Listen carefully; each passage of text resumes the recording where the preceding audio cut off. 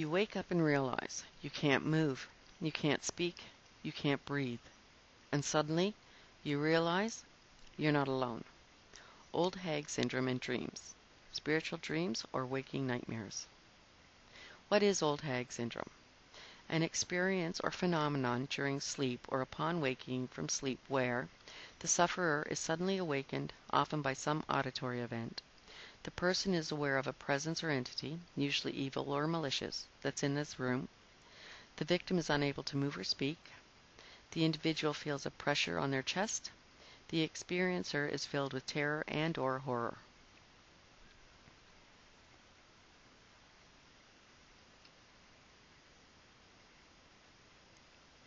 What causes this phenomenon?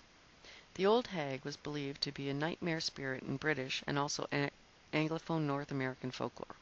Folk belief in Newfoundland, South Carolina, and Georgia tell of a dark figure of a hag who leaves her physical body at night and sits on the chests of her victims.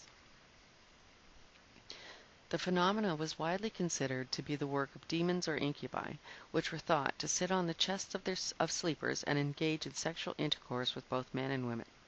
In Old English tales, these beings were called mares or a mare, thus is derived the mare part in nightmares. Today, these experiences are believed to be the results of a physiological condition called sleep paralysis.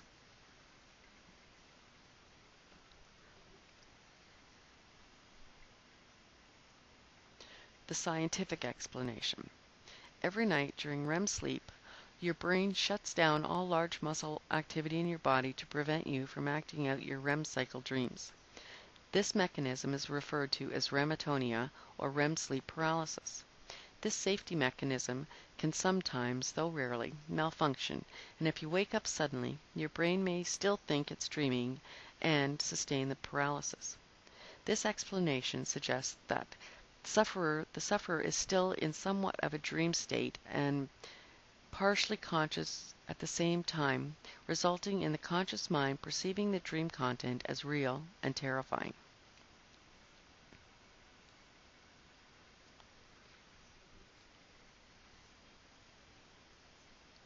So, why do we see evil beings?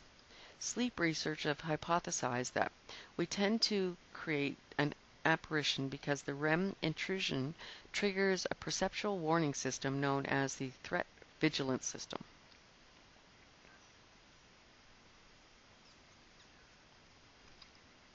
However, although this scientific theory does, or seems to, explain the underlying mechanisms associated with the paralysis that occurs during an episode, and the visual component to some extent, it fails to account for all the other symptoms or experiences during the event that people continually recount.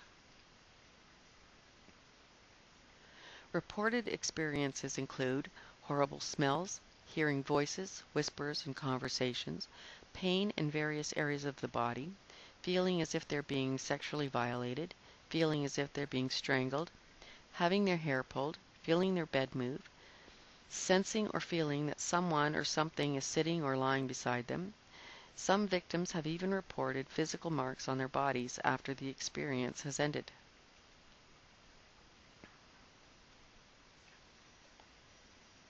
My real and dream experience. My own experience with this phenomenon happened about 20 years ago. I had shattered my leg and my knee snowboarding with my sons on New Year's Eve.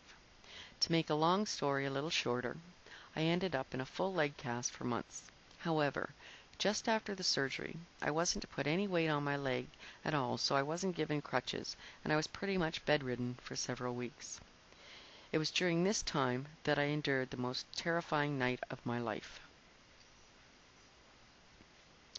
I wasn't able to sleep with my husband in our bed because of the cast and the need to keep my leg elevated, so I was sleeping in our youngest son's room.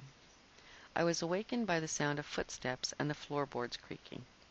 As every mother knows, we're ever vigilant when it comes to our children, so we sleep with one ear open, so to speak.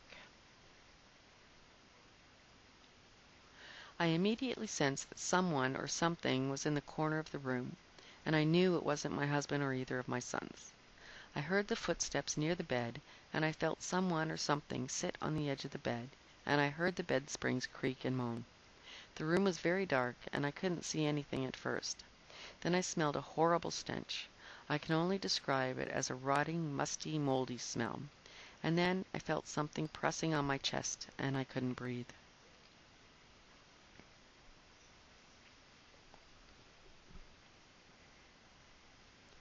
I began to see an outline of an old woman.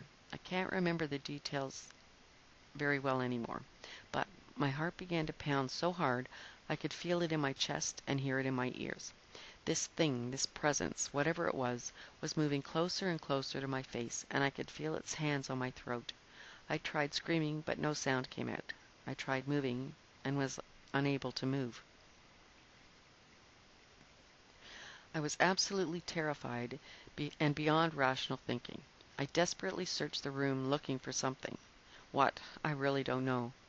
I heard my husband snort in his sleep in the other room, and then all of a sudden I could move and speak.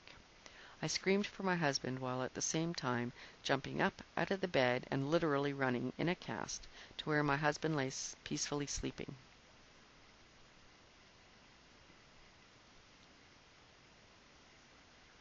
I refused to sleep in that room again. I stayed and slept on the sofa in the living room for the duration of the time I had to keep my leg up. I found out a few years later that my son, who was 10 at the time we lived in that house, had also had the same experience in that room. And 10 years later, I had this dream, and I'll give you some background. My son and I were experimenting with intentions, reality, and dreams, and we wanted to try to create a better life or reality, one in which my oldest son opened his bar, where my youngest son, the one in this experiment, gets his recording studio, and where I get the money to pay off my mortgage. This was the first dream in a series of 3 related dreams. I was in the car. Mike was driving, my husband. We passed, or I saw, on the side of the road, a statue or live elephant with 6 yellow-green eyes. A woman was standing beside it. She may have been putting on a show or a demonstration. I was being told in my mind, or I had been told by the woman who had been beside the elephant, about this happening. I wondered why it hadn't happened on our first trip. Then I remembered. I'd been told that I had to have already known about it or seen the elephant first, and then the next time it would happen, or I would experience this very spiritual event. This was our second time or trip. I then saw, or there was something to do with a huge snake, but I don't remember that part. Then Mike and I were lying in bed, side by side. I felt a presence above me, and I knew this was part of this ritual or experience as well, and I was expecting and welcomed it. I was going over what was happening, or what to expect next, in my mind or in my head. I then felt pressure, almost a pain, in or on my chest, and I knew it was due to the presence or entity's rib cage pressing against me. I was becoming very uncomfortable. It was starting to hurt more, and I was getting increasingly scared. I wanted it, the ritual or experience, to stop, but it didn't. I tried calling for Mike to help me, to wake him up. I then tried to dream, or in a dream, tried screaming his name at the top of my lungs. I was hoping or trying to get through to him in his dream. I was then told, heard, or knew that Mike was suffering his own agonizing torture in his own dream. In his dream state or reality, where he was watching what I was going through, watching me go through pain and agony, calling for him. He heard me screaming for him, but there was nothing he could do. He was paralyzed or locked in his own experience, dream, or reality. He was also screaming for me, but I either couldn't hear him or I couldn't help him either. So where does this leave us? Not all researchers, academics, or interested observers of this phenomena buy into the medical or scientific explanation, or at least not all of it. Dr. David Hufford, the foremost authority on sleep paralysis and the old Hag syndrome, argues that, after studying these experiences for over 3 decades, and indeed experiencing it himself beginning in college, the scientific paradigm is ill-equipped or incapable of explaining the varied experiences connected to these episodes, and so we must look to something other than the materialistic method for an accurate explanation. Sleep paralysis embodies a universal, biologically based explanation for pervasive beliefs in spirits and supernatural beings, Hufford argues. The experience thrusts mentally healthy people into a bizarre, alternative world they find difficult to chalk up to a temporary brain glitch.